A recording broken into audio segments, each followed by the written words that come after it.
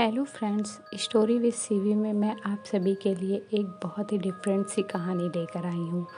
तो चलिए कहानी की शुरुआत करती हूँ। कहानी है एक डरावनी रात की कहानी। एक गांव में सुशील नाम का एक लड़का रहता था। वह परीक्षा देने के लिए गुजरात जा रहा था। ठंडी का दिन था और चारों तरफ कोहरा छाया हुआ था। आमने सामने कोई नहीं दिख रहा था। पूरे 15 घंटे बाद वह गुजरात पहुंच गया था। परीक्षा अगले दिन थी, इसीलिए वह एक हॉस्टल में रहने के लिए सोचा। रात हो गई थी और कहीं भी उसे उसके बजट से सस्ता हॉस्टल नहीं मिल रहा था। काफ़ी ढूंढने के बाद उसे एक सस्ता हॉस्टल मिला।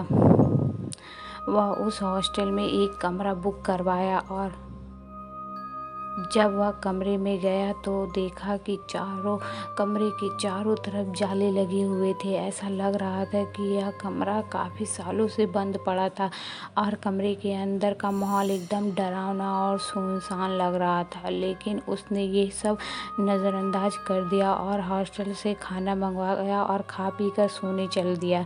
जब वह सो रहा था तो लगभग रात के 1 बजे के करीब उसे किसी के पायल की घुंघरू की आवाज़ सुनाई दी। वह एक डरावनी रात थी। सुशील तुरंत नींद से उठ गया और जल्दी से खिड़की के पास गया, ये पता करने के लिए कि इतनी रात को किसकी पायल की आवाज़ सुनाई दे रही है और इस सुनसान रास्ते में कौन आधी रात को घूम रहा है, क्योंकि वहाँ हॉस्टल में सुशील और मैनेजर के अलावा कोई भी नहीं था। तो ये फिर किस औरत की पायल की आवाज़ सुनाई दे रही थी। सुशील खिड़की पर काफ़ी देर तक खड़ा रहा, लेकिन उसे कोई भी नहीं दिखाई दिया।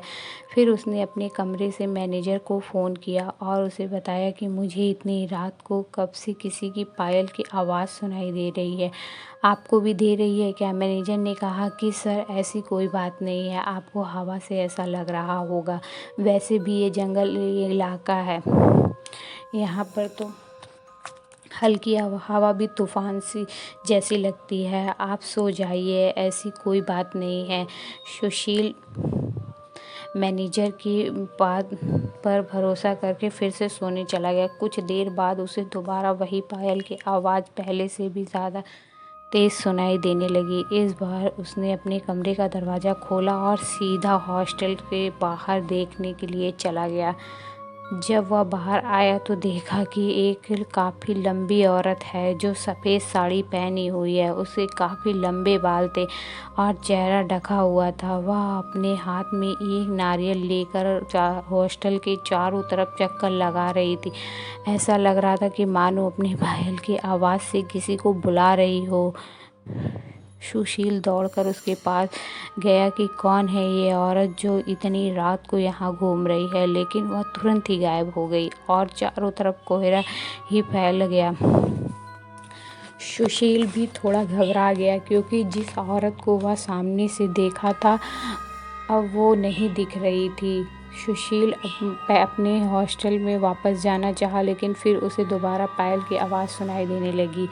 सुशील अब उसे ढूंढते हुए जंगल की ओर जाने लगा। चलते चलते वह अपने हॉस्टल से इतनी दूर आ गया कि उसे पता ही नहीं चला। फिर उसने उस घने जंगल में कुछ ऐसा देखा जिससे उसके दिल एकदम दहला गया। उसने देखा कि उस औरत ने एक पीपल के पेड़ के नीचे 5-6 लाश रखी थी और बारी बारी से एक एक को नोच कर खा रही थी। उसका मुंह खून से लथपथ था और चेहरा भी एकदम डरावना था। सुशील जब ये सब देखा तो वह पाँव तले ज़मीन ही खिसक गई। ये सब नज़ारा देखते ही उसे डर के साथ साथ रोना भी आने लगा कि वह चुड़ैल अब मुझे भी मार देगी, क्योंकि अपने पायल की आवाज़ से यहाँ तक तो मुझे लेकर आई है।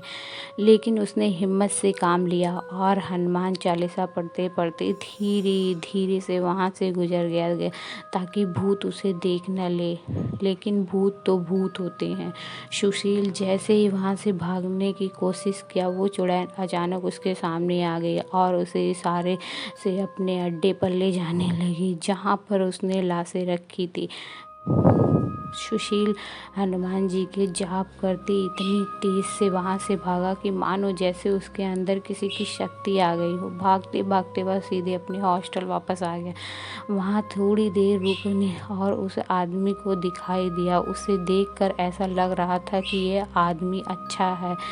वह सुशील के पास आकर बोला, अरे भाई, क्या हुआ तुम्हें? इतने डरे क्यों हो?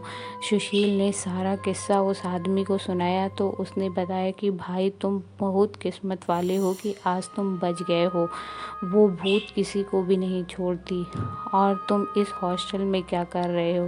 इसको तो बंद हुए काफ़ी साल हो गए हैं। सुशील जब उस आदमी को इतना बात सुना तो उसको डर कर हमारे पसीने निकल पड़े। फिर वह आदमी बताने लगा कि इस हॉस्टल में बहुत साल पहले एक लड़की के साथ 4-5 लड़के उसे भयानक तरीके से रेप कर मार दिए थे। लड़की तो मर गई थी लेकिन किसी को भी नहीं छोड़ी, और जो भी रात के समय इस रास्ते से गुजरता है सबको अपने कब्जे में कर लेती है और मार देती है। और कुछ दिन बाद इस हॉस्टल पर पुलिस का छापा पड़ा, तब से ये हॉस्टल बंद है।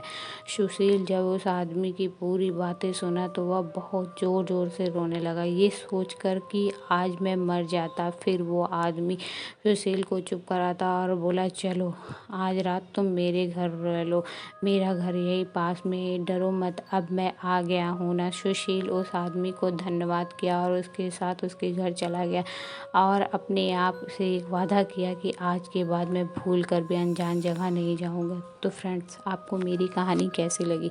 प्लीज़ मेरे चैनल को लाइक, शेयर एंड सब्सक्राइब ज़रूर करें।